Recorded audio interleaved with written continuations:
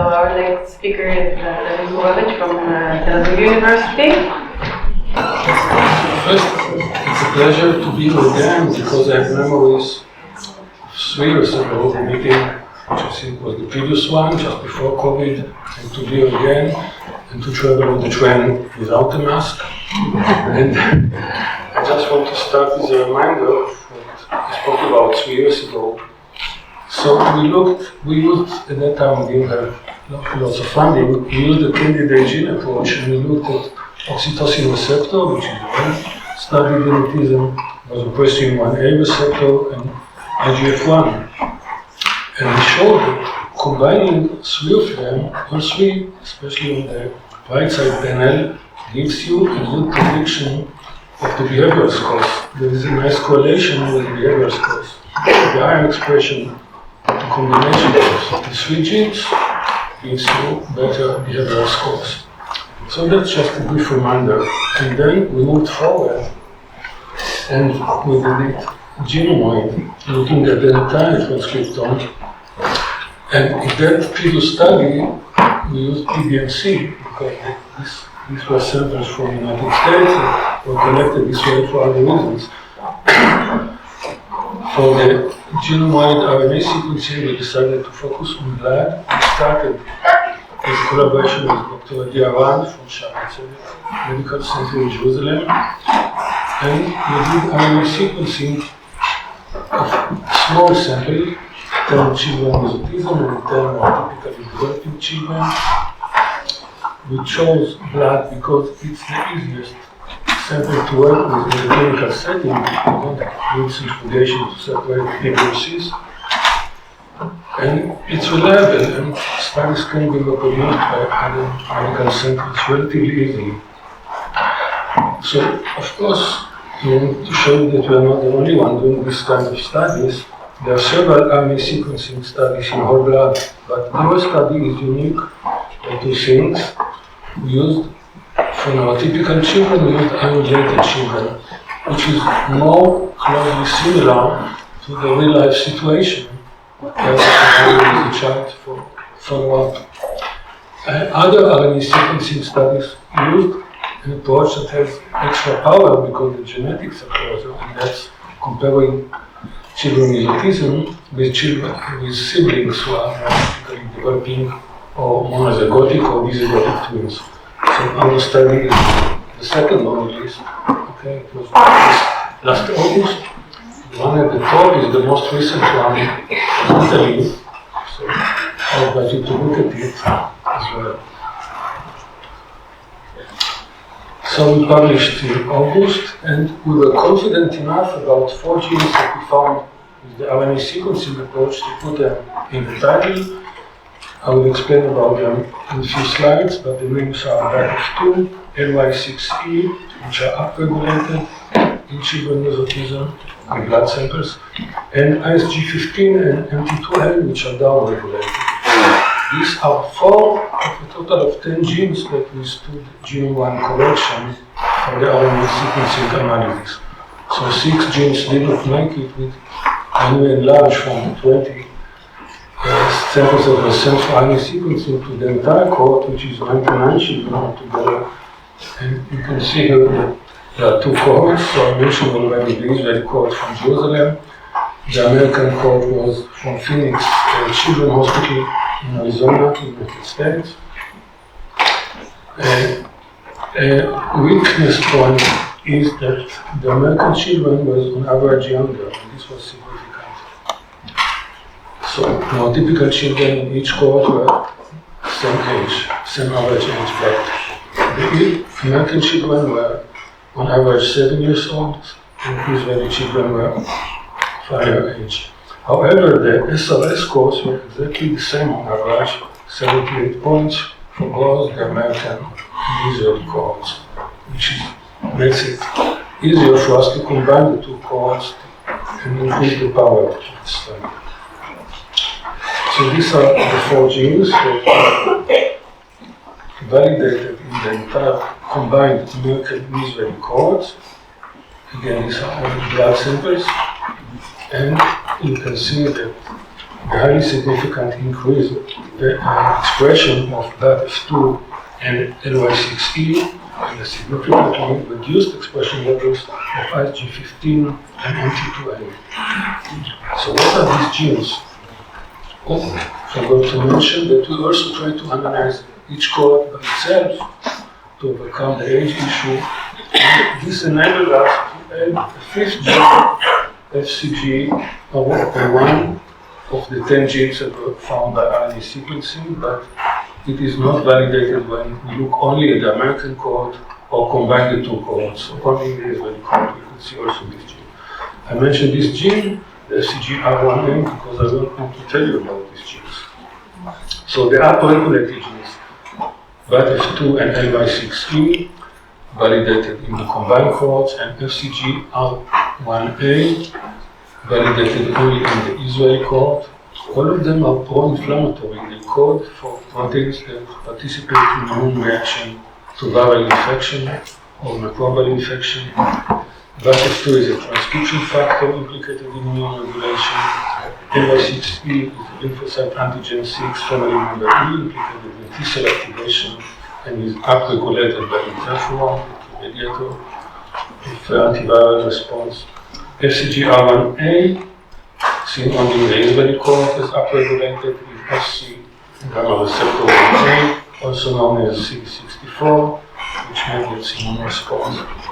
And you can see in green the first gene and the last, they are upregulated. BATF2 and FCGR1A were found in the Japanese study of whole blood RNA sequencing. So again, looking at the entire genome of known hypothesis, just sequencing the entire RNA from whole blood of Japanese adults with autism, people over 20 years.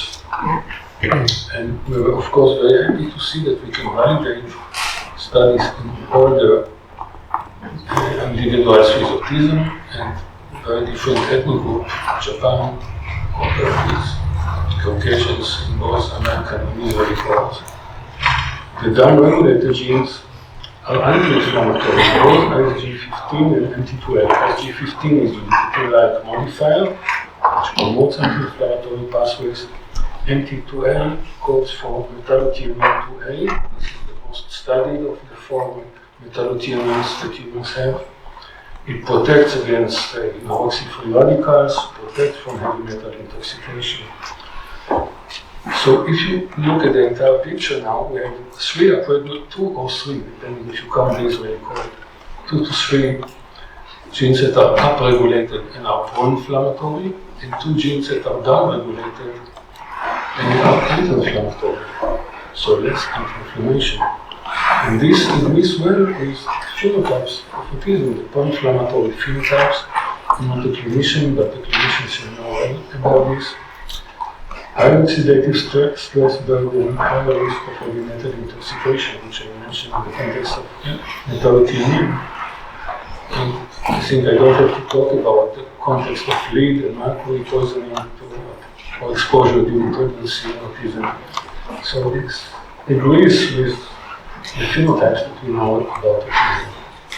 So altogether, I think we have quite nice results, but they need to be validated independently. But still, the fact that we use 2 independent cohorts and are able to combine them and keep the significance, I think it's encouraging. And lastly, I put something in a question mark. Could this be related to lower cancer incidence in autism? Ayelet, I direct this question for you because you should be able to look into this. We tried, we could not. What we found, okay, why we see so? Because if you have a very strong immune reaction, so you should have better immune surveillance of cancer cells, and the body should be better protected and inhibit cancer early on. That was my working hypothesis. I searched by all the words that I could think of, but found only one paper that looked at the context, at the connection between autism and cancer in children. Actually, they looked at several age groups up to over 55, and they reported this is an American study published 6 years ago in PLOS ONE. we found tenfold more cancer in our typical children compared with children with autism. And the difference became smaller and smaller, but still remained significant at age over 55. No further studies include children.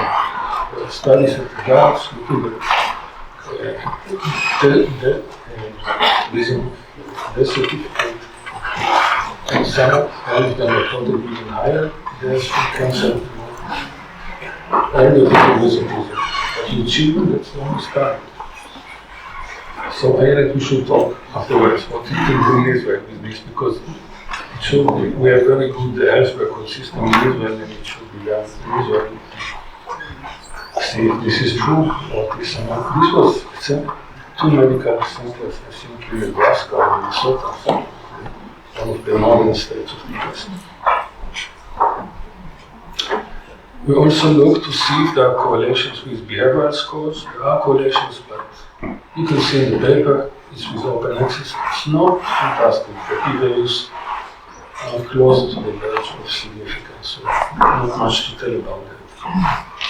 And our next step, which was published just last month, was to try to do what many other people do. We have developed informatics, machine learning tools, to see if what we found can be used as any diagnostic tool. So this tool was developed by my student, PhD student, who is graduating this month. Actually, in a week or two, she should submit her PhD thesis. She should have given this talk.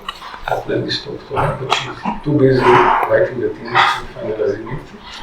So don't ask me questions about